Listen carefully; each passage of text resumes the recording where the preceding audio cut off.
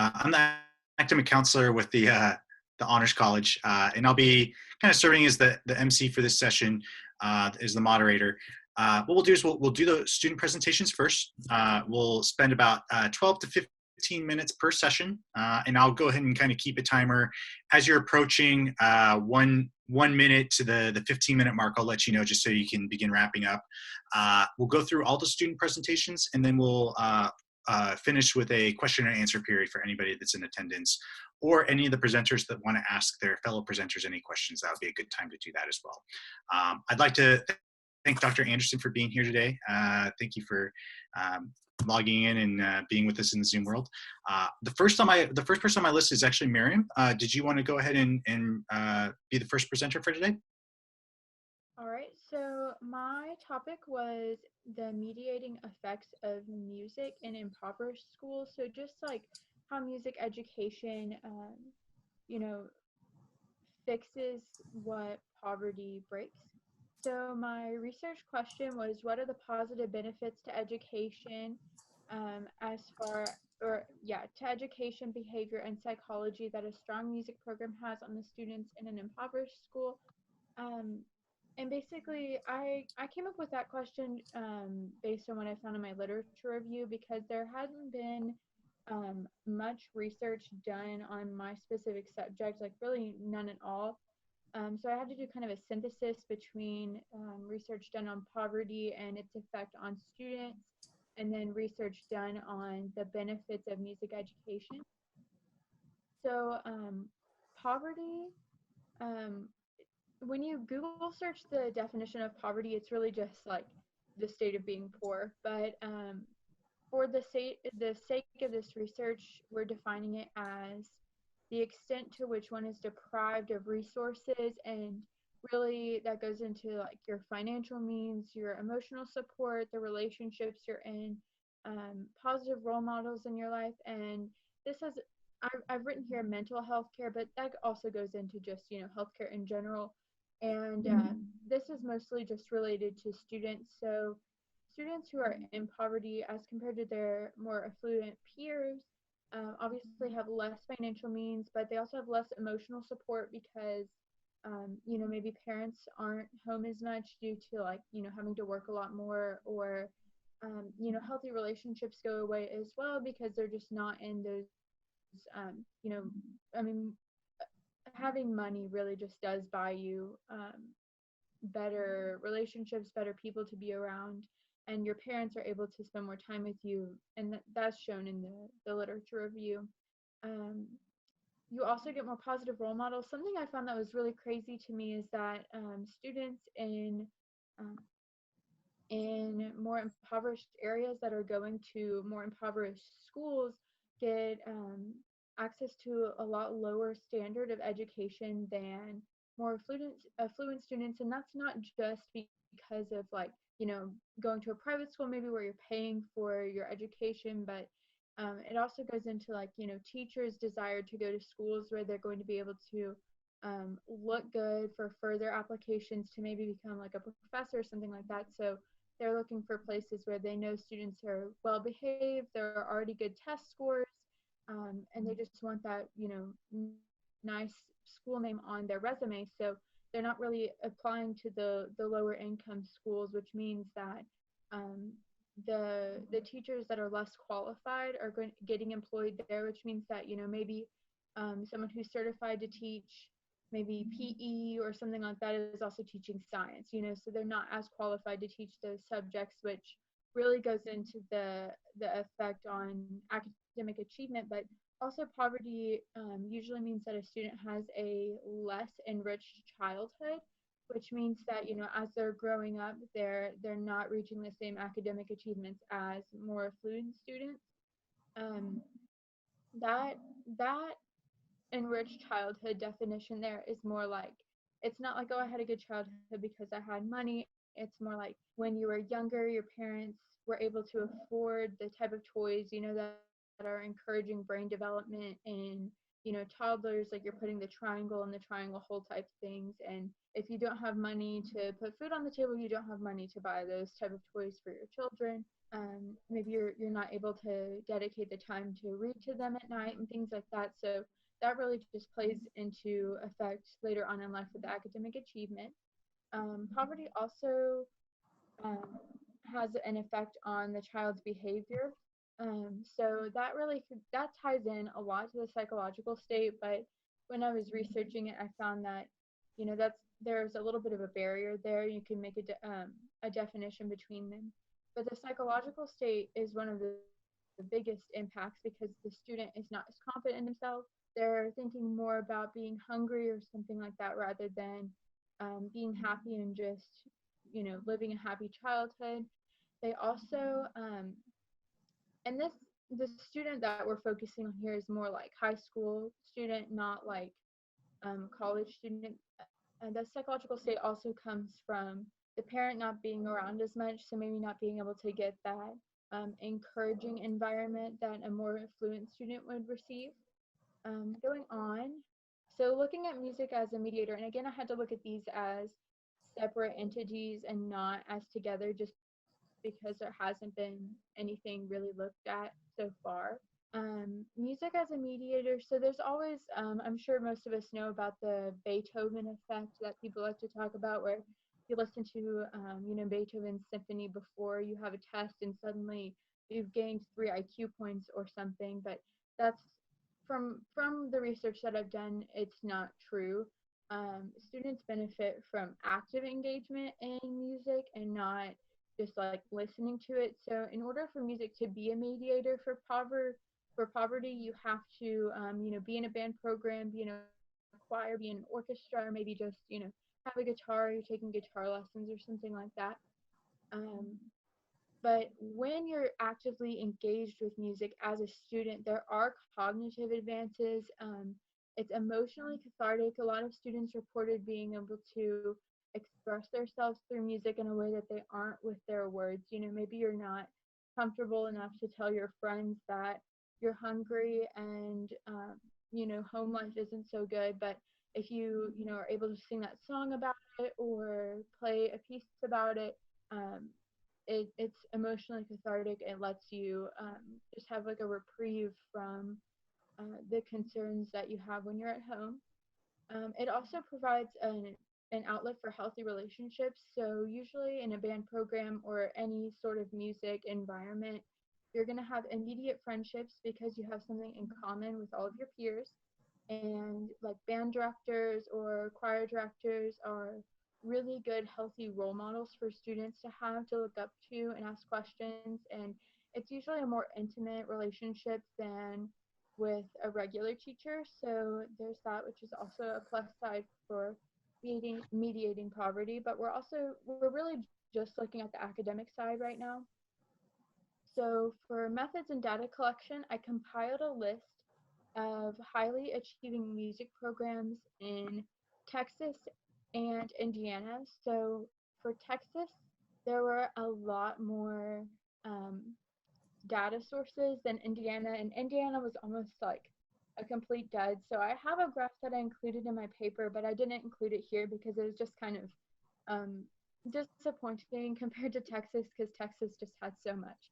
Um, so in order to do that, I looked at all of the TMEA ensembles. So that's like Texas's all-state ensembles. So that's the highest achieving high school students as far as choir, jazz band, orchestra, and concert band go in the state of Texas. And I mean, that's a huge list. So then from there, I looked at which schools had the most students and which schools had the least students. And I broke that into 3 groups. So it was schools that had up to 5 to 10, and then more than 10 students, just to look at the test scores from an achievement level. And then the test scores I found, Texas reports district and campus and statewide. So I will look at some graphs here in a second that show just the achievement, the difference in achievement between all of those levels. And then I also compared I wasn't able to do a comparison for all of the schools as far as percent of impoverished students, just because that was a lot to look at. I would like to eventually do that, but I just wasn't able to get that together in time for this. But I did do a comparison of a school that maybe didn't have any students in TMEA versus a school that had, where it was in the top bracket or the bottom bracket, just to look at a comparison between those scores. So with the results, I found that music, for the most part, mediates the academic effects of poverty. Um, so here you can see it's the state, district, and campus scores. The state's going to be in blue. So this is just altogether every school that participated in TMEA at some extent. So we have approaching grade level, percent that reached grade level, and mastered grade level. As you can see, all of the campus is going to be just the schools that are in TMEA.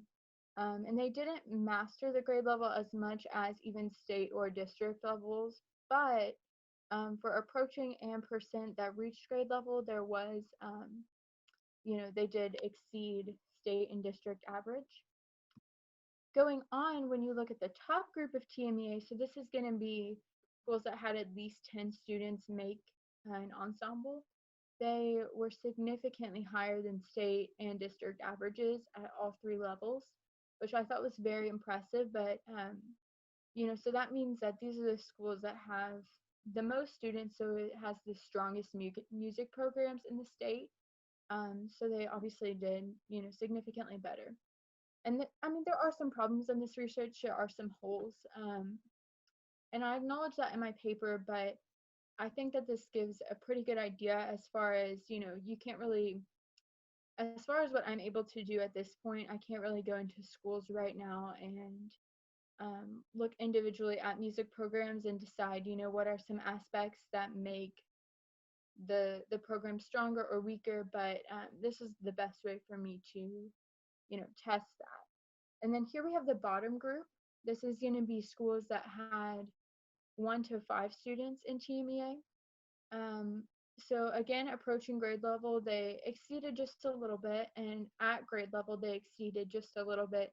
And then at master grade level, they were a little bit under the state and district averages, which, that was a little bit concerning as far as my hypothesis goes, but it also, it shows that in the higher level for a music program that you have, the higher chance that you're going to have better achievement for your students.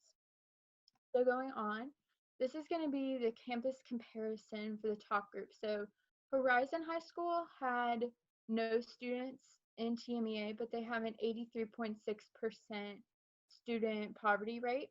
And then Roma High School had at least 10 students in TMEA. I don't remember the exact number right now. But they had 84.1% poverty rate. And Roman High School, as you can see in the blue, was higher than Horizon High School at all, except for the approaching grade level spot. So that shows even with that high percent of poverty, they're doing significantly better than a school that didn't have. And the numbers down here are in percentages as far as testing goes. And then for the bottom group, so Santa Maria has a 97% poverty rate, and Rockport Fulton has a 98.6% poverty rate. And Rockport Fulton has had at least one student. I'm pretty sure that it was just one student in TMEA. And then when you look at it closer with just this one specific school, even though they have almost a 100% poverty rate with the student body, they still have exceeded even, even without having a super strong music program. But if you look here, the state average for the entire state was actually like 77%. So they still haven't reached the complete, passing the state average, but compared to almost 60% or 65% that's happening with Santa Maria, they do have a big improvement. But that just goes to show that poverty does have a big effect on our students, and yeah, that there's something needs to be done to fix that. So for my conclusion, improvements that could have been done on my research project, I would have loved to been able to dive further into the research for Indiana. They just really did not have much as far as data goes.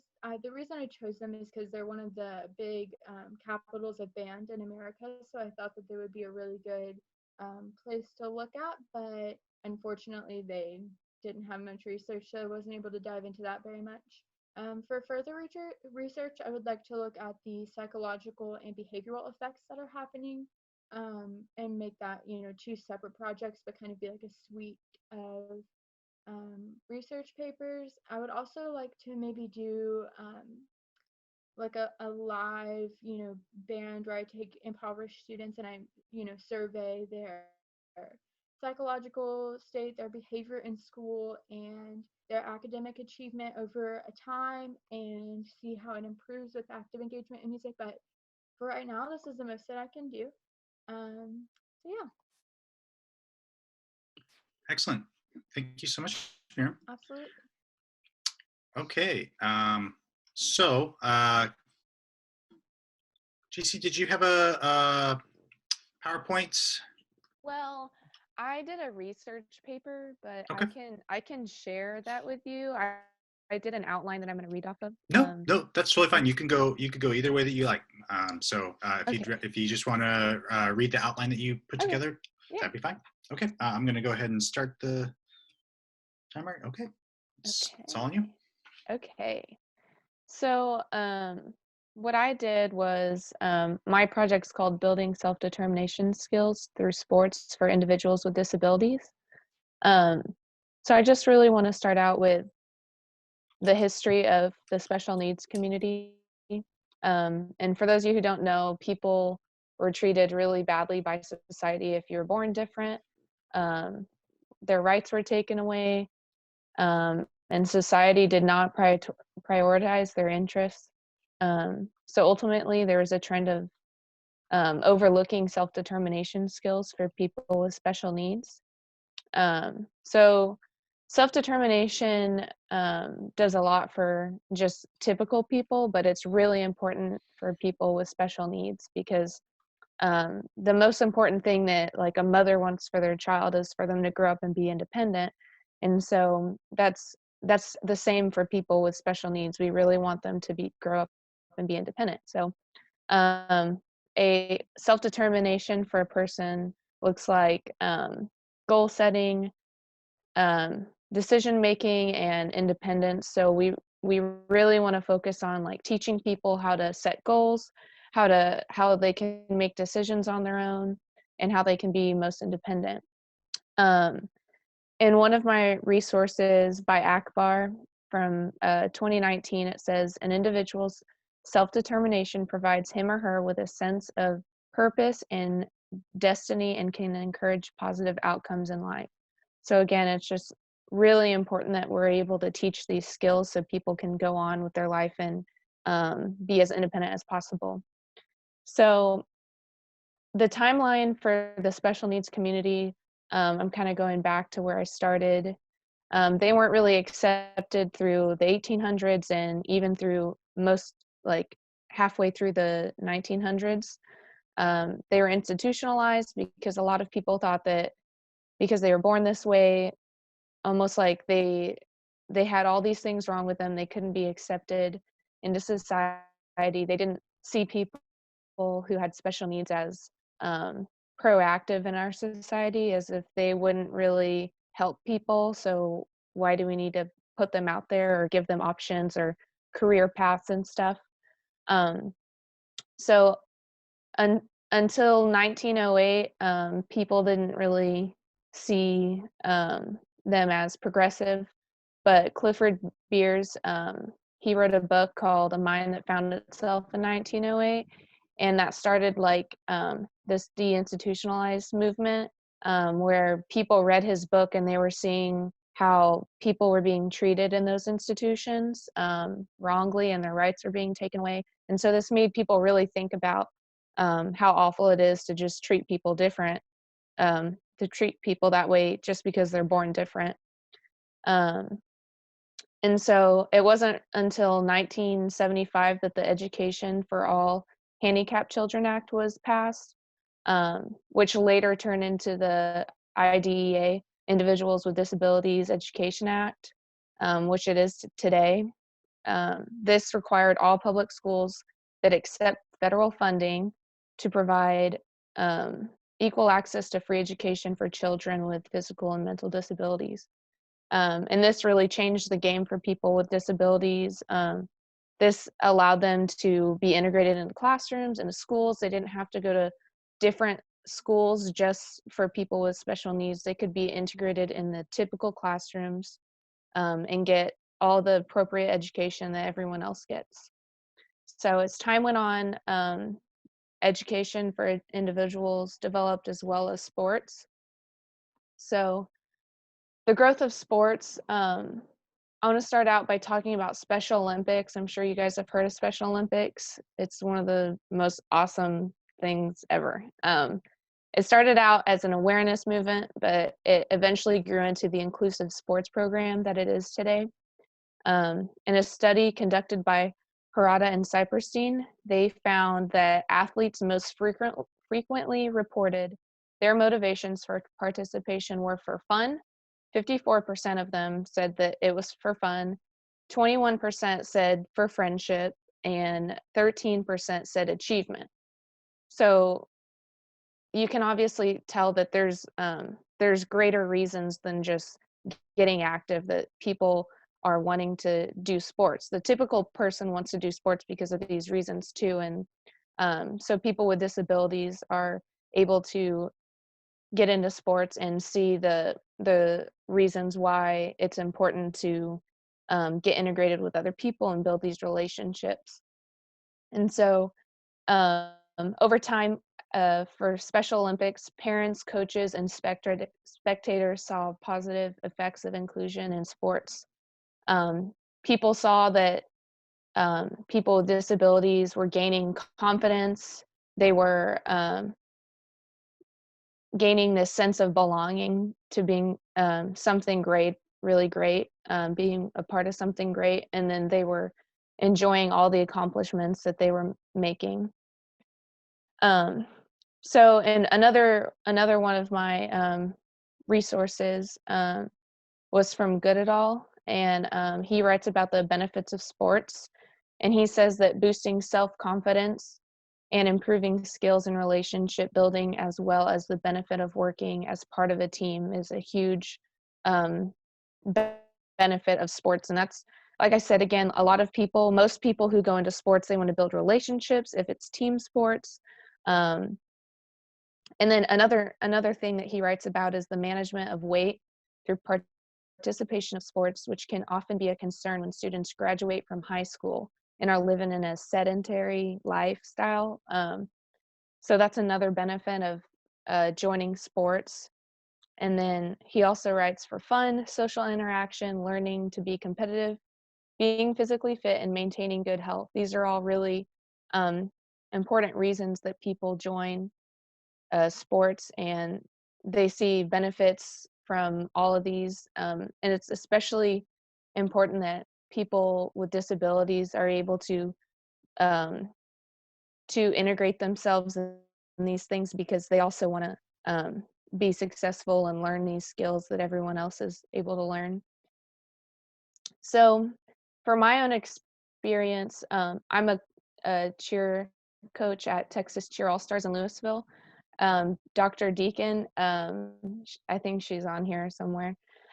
She's my director and she's my boss, but she grew up coaching me, and she eventually integrated me into the special needs cheer team and teaching me how to coach them. So this is my 8th cheer season that we're missing out on right now. But we have really good relationships with our parents because we've been doing this so long. So I was able to interview some of the parents about their how they see improvement with their kids and outside of cheerleading in their everyday lives. So one of my participants is a 14-year-old girl who's in middle school. The other one is a 19-year-old girl She's in a post-secondary job training right now. She's learning, she's working like in a hospital in Louisville, learning how to file, and she's like an ER assistant working in the cafeteria, learning all these jobs. And then we have a 29-year-old woman, who is post-secondary, and she has 2 jobs. She works at Hobby Lobby and Chick-fil-A.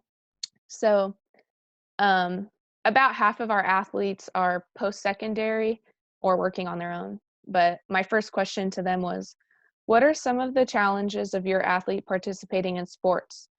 And one of them said ability, the other one said understanding their role on the team, and the other one said that her daughter having to practice over and over again to get it, but that's just like everybody else. But she has a little bit more difficult time remembering than a typical athlete would.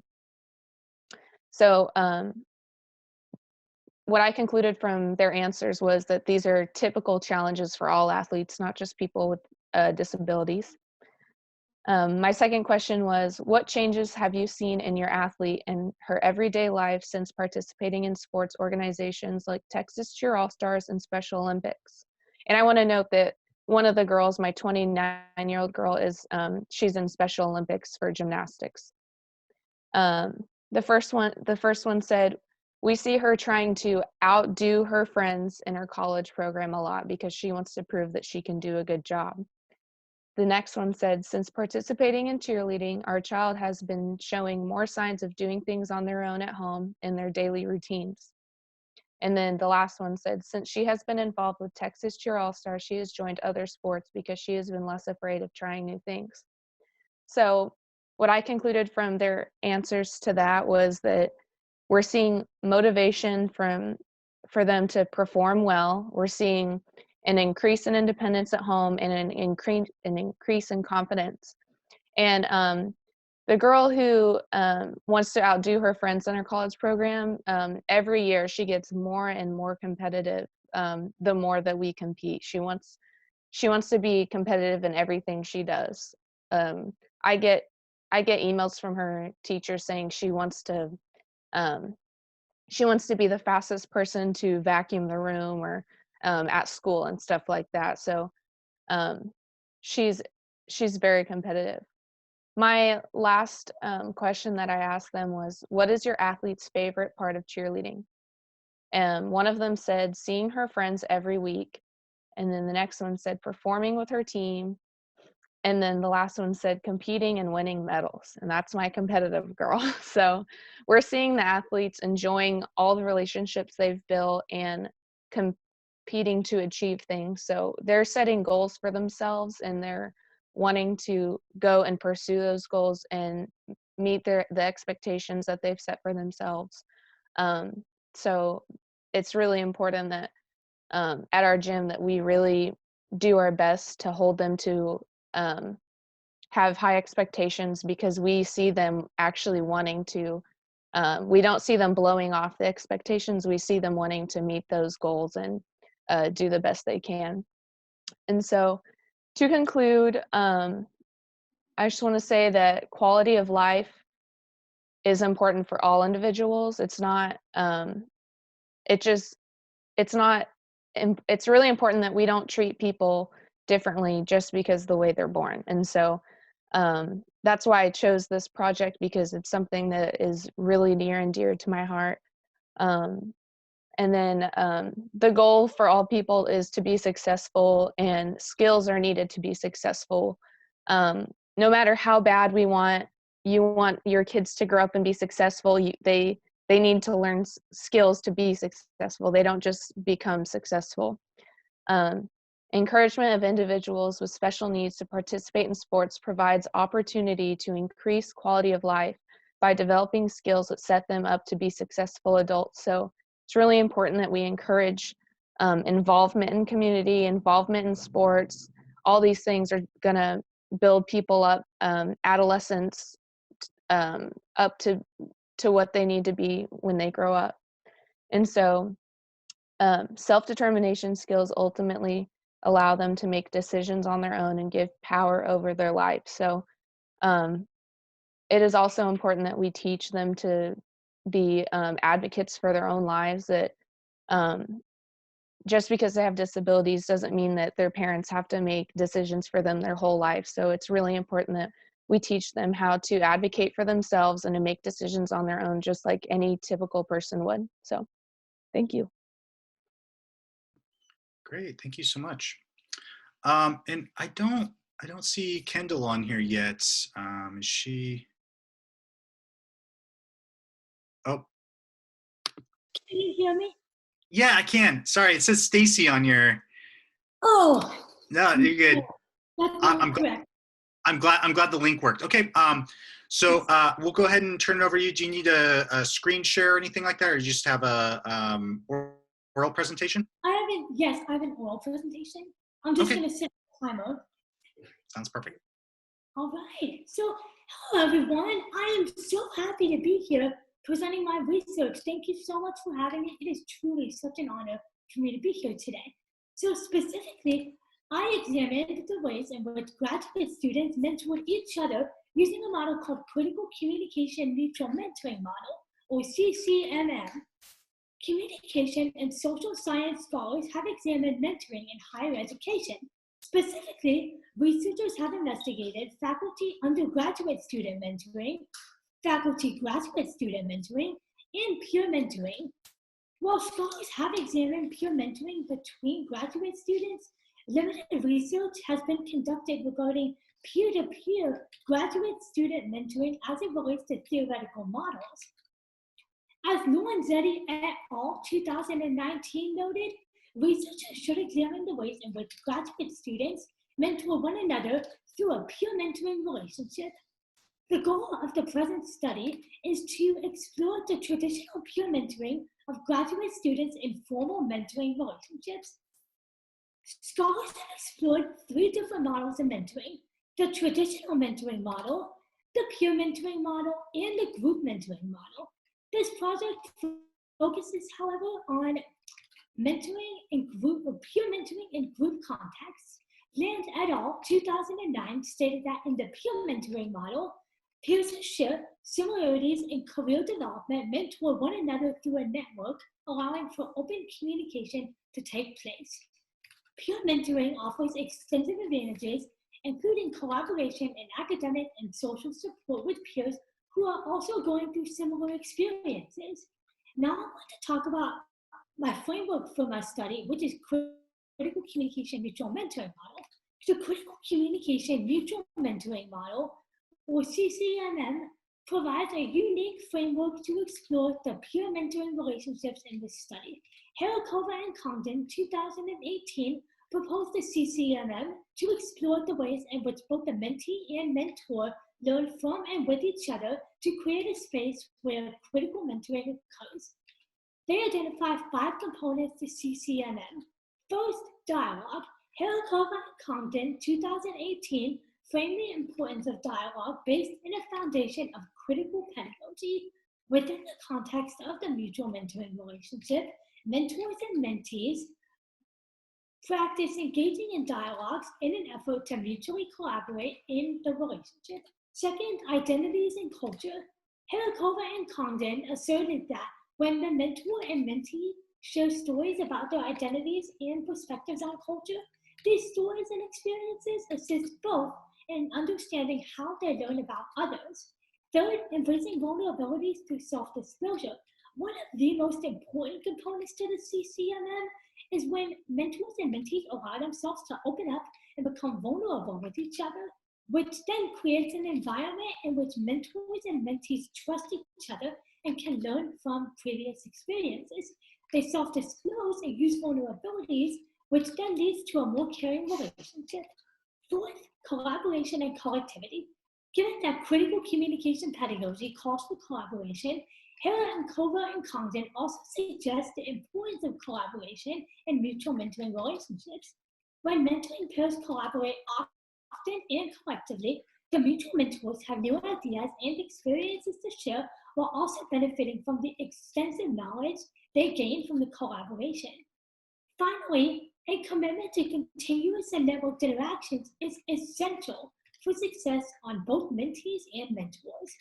Continuous and networked interactions may take forms such as formal meetings via virtual systems of communication, continuing to collaborate on projects and conference presentations. Now I'm going to talk about what critical communication pedagogy is and how it is used in mentoring relationships. Fassett and Warren, 2007, interrogate communication, power differentials, dialogue, and language by considering how pedagogy in the classroom can be more humanizing. The CCP approach to mentoring is one in which the mentor and mentee shift their respective roles in order to learn from each other on an equal level. Language plays a central role in teaching and learning. Fassett and Warren stated that language influences the naming of new experiences in and outside of the classroom. Mentors and mentees must negotiate the role language plays in the relationship. While researchers have investigated the benefits and challenges of peer mentoring, peer-to-peer graduate student mentoring among millennials has not garnered attention. Lee et al. 2018 noted that graduate students consider mentoring relationships to shape their overall experiences in graduate school. Additionally, this study will help scholars determine how peer-to-peer mentoring enhances the overall experience of graduate students.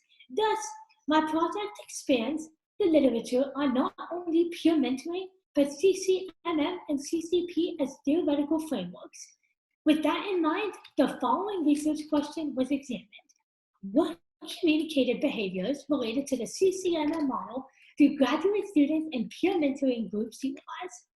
So for my methodology or method, I used semi-structured interviews. And so participants' answers to the open-ended questions which were asked were recorded with their permission. I asked questions pertaining to the communicated behaviors that they utilized while in the graduate student formal peer mentoring program. Questions such as, what is the goal or purpose of this relationship? Do you discuss identities and culture? And do you feel like your mentoring relationship is collaborative? Were asked. The data was coded and subsequent themes were identified. The data was then confirmation coded to ensure the validity of the themes. So I had 14 participants enrolled in graduate school at a large Southwestern university in the United States participate in my study, and all were part of a formal peer mentoring program in the Communication Studies department. While age ranges of millennials vary, for the purposes of this study, the millennial generation group was defined as 1981 to 2001 with an age range of 22 to 38 years. 64% of participants were Caucasian or white, 7% were African American or Black, and 29% were Latinx. Of the 14 participants who participated, 71% identified as female, 21% identified as male, and 7% identified as non-gender binary. So I used Harikova and Condon's critical communication neutral mentoring model to assess the communicated behaviors participants used with peer mentors. For the purposes of my study, dialogue was coded as a form of meta-communication that takes place. Because some categories focused on specific types of dialogues, this theme was limited to meta-communication about the importance of dialogue within the peer mentoring relationship. Based on our findings, 36% of the participants engaged in dialogues. As participant 4, Latinx female explained, dialogue between their group is expansive. I've been very lucky to be very open with all 3 of them, and I don't think there's a topic that, I guess, in relation to the broad aspect of grad school, and even just in life in general, they've been very open and honest, and I feel like I can talk to them about anything. Building on Fassett and Warren's commitment to language and culture in critical communication pedagogy, Harikova and Condon argued mutual mentoring pairs should be open about their identities and culture in order to be reflexive. The results confirmed that 57% of participants discussed identities and culture with their peer mentoring groups. As participant 5, Black, non-gender binary noted, I would say identities and culture didn't come up as much, but yeah, we did. At least at the very beginning, when we met, like, okay, how does my positionality affect my teaching? And then, how does it affect how your students see you? So I would say, yes, definitely at first, for sure, but as time went on, not so much. Self-disclosure in CCMM benefits peer mentoring groups in the respect that peer mentors can share personal information with each other and allow themselves to be vulnerable, thus continuing to build a support network. 87% of participants practiced reflexivity. As participant 4, Latinx female explained, I try to be reflexive and reflect on a lot of things in my life, just in general. But we do try and push each other to be mindful, and I think that's the general culture of being in the TA space is mindfulness and reflexivity. I think self-disclosure speaks back to the friendship aspect. So there are days when something may be going on in someone's life that is more personal, and we talk about relationships, friendships, hardships, so those things do come up. Collaboration and collectivity take place when peer mentoring pairs collaborate with each other on projects, conference presentations, or assist each other in lesson planning and bouncing ideas off of one another. 86% participants use collaboration with their peer mentoring groups. So as participant 13, white female explained, I think all of us are pretty willing to share resources and help one another in any setting possible. But because we share multiple graduate courses and multiple teaching courses, we are kind of able to share resources, whether it's lesson planning or whether it's lesson plans or PowerPoint slides for COM 2020 in interpersonal communication, or maybe sharing the notes we have for our own graduate classes. I think we're really collaborative in that way because normally, anytime I ask either one of my members, they are really willing to help me out. Continuous and network interactions assist the peer mentoring group in keeping their relationship strong after the formal mentoring program commences. In the millennial context, continuous and network interactions may lead peer mentoring group members to continue their mutual mentoring relationship beyond a formal program. 86% participants interacted with their peer mentoring groups frequently. As participant 12, white female noted, all are really friendly, like grounded, and we're all friends. So first things first, we're all kind to each other. And secondly, I feel like it's personable, and like the friendship part, we're always there for each other. We're just here to help each other, and we ask each other questions that are there to help, for support for each other. I don't ever feel as though anybody has ever been, rejected me of that. So our study sought to examine peer mentoring relationships with graduate students. Specifically, we wanted to investigate millennials and test the validity of Harakova and Condon's 2018 CCMM model. Because the model was specifically built with millennials in mind, my mentor and I were interested in the ways in which millennials receive peer mentoring. The millennial generation has access to opportunities in which peer mentoring can take place. To our knowledge, this is the first study of its kind. While peer mentoring between millennials has been examined, CCMM and its 5 components have not been tested for validity. Peer mentoring in the millennial generation can serve to be instrumental in the success of graduate students. Because the Southwestern University in which the present study took place does not have an individual peer mentoring program, we examined CCMM in the context of peer group mentoring. As demonstrated in this study, the peer mentoring relationships of graduate students fostered reflexivity and specific critical communicative behaviors with one another. In general, my findings support CCMM as a useful and appropriate framework to understanding graduate student peer mentoring.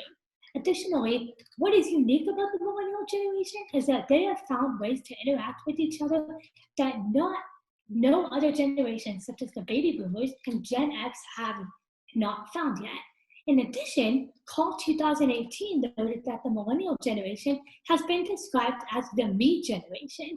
However, the communicative behaviors associated with CCMM were associated with collectivistic behaviors and peer mentoring groups, providing us with a different perspective on millennial communication and group-based values.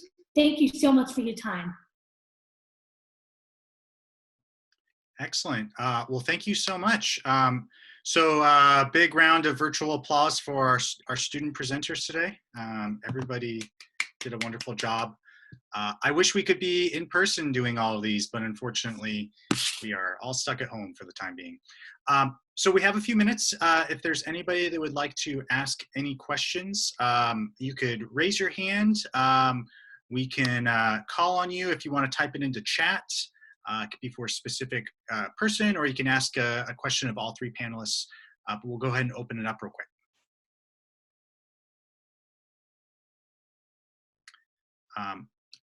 I have a few comments as we were kind of going through. I guess start with Miriam. I really enjoyed your presentation. I thought the connections that you're starting to make between the funding of arts, particularly of music education in schools, and the impact that it has on student performance. One of the things that I think that would be really good for you to look into is maybe thinking about what other types of variables may have an influence, right? What else could you put in your study that can kind of control for, what the differences in performance you're seeing between the schools, right? But overall, I thought you made some really good connections, and be interesting to see, where the study is going to take you. Are you planning on continuing with the work at this point? Yeah, I want to look into those other two, past academic, looking into psychological and behavioral effects as well. I would like to further this research too and do maybe a more like in-person, like live, doing the small ensemble and kind of recording the effects as I go along with that. But that might not even be until, graduate school that I'm able to actually be able to do that. But yeah, I would really like to further this research for sure.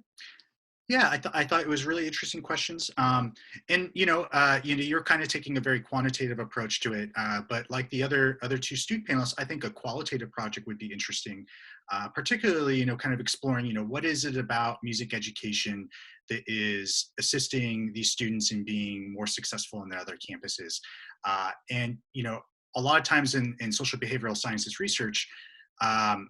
It's kind of the chicken or the egg. Do you start with a quantitative project first and kind of do the surveys and kind of look at the data and then develop questions, or do you start with more of a qualitative approach first so you can begin developing trends and descriptors? And it really depends on the researcher and the type of question that they're asking.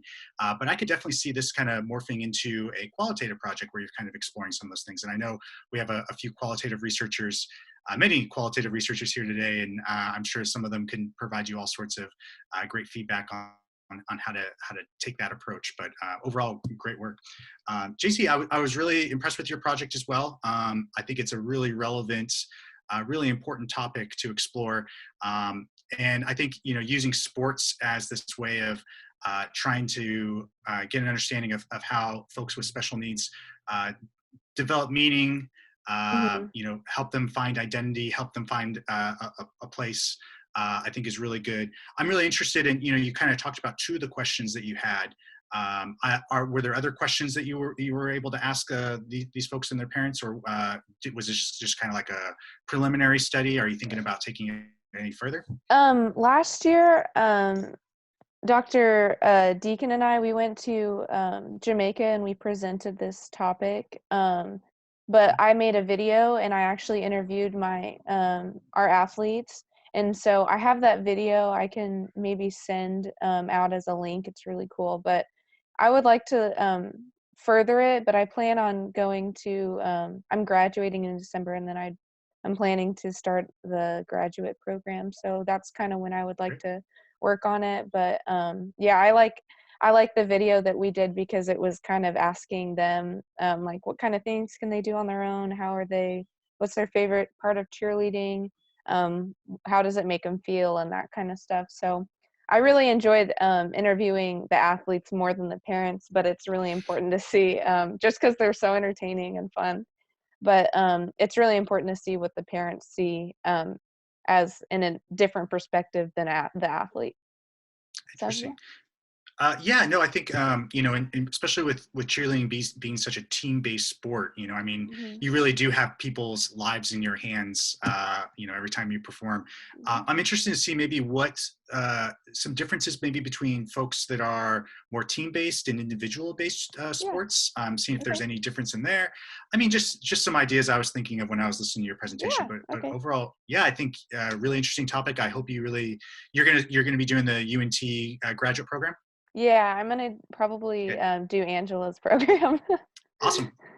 No, I'm glad we're getting good students to stick around for graduate school. That's excellent. Cool. So Thank I think you. this is a really cool topic. I mean, it sounds like you already have maybe a master's thesis or doctoral dissertation Yeah. in the future. So, and then Kendall, your presentation was great. I really enjoyed your research question as a graduate student. I had a master's program where we kind of did a peer mentoring program with each other, and then my doctoral program, I had a really close cohort. It wasn't an official mentoring program.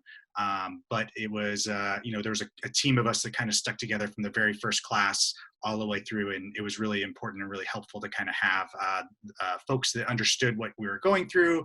We all kind of came from different stages of our life. So I'm glad to see that there's a formalized, like, theoretical approach to this. I really think that this is important research for you to share with, folks at UNT. Graduate student completion right now, masters at the master's level and doctoral level, are incredibly important. That's something that the provost brings up every single time that she speaks. And so kind of demonstrating the importance of these programs and how beneficial they can be, I think would be, one of these kind of practical applications that we see for our research. So no, I was really impressed with your work. You are a very thorough qualitative researcher, really impressive. And I guess Thank I you. kind of, what are the next steps for you, Kendall? So I am going to be studying and completing my master's degree at UNT in the Communication Studies department, and I will be expanding this project to, I'm thinking about multiple units because I only gathered participants from a large Southwestern university in one department. It would be really cool to see this project be expanded to peer mentoring with graduate students in multiple departments across multiple universities as as the future project continues on. That's great. No, I think that's, maybe add some kind of considerations to make it maybe more generalizable. I have no doubt that what you found is probably going to be true for a lot of different a lot of different departments where students are located, but it's always good to kind of have that evidence to back it up. So no, wonderful job. Any other questions or any other comments that anybody has about? Oh, yes, Dr. Anderson.